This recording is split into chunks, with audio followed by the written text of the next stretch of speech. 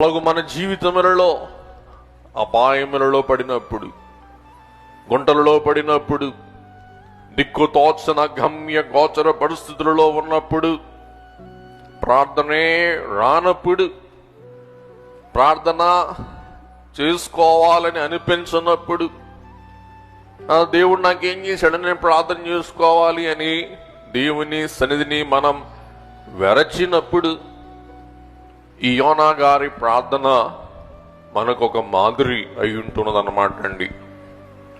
కాబట్టి బాధలలో అనేకులు కడకు బోధకులు కూడా కఠినులైపోయి దేవుని అపార్థం చేసుకునుట, దేవుని దూషించుట, దేవుని నిందించుట, దేవునిపై అపార్థ భావం కలిగి దేవుని అనేక రకరకాల అనకూడని మాటలనుట ప్రతి వాడి జీవితంలో పరిపాటి.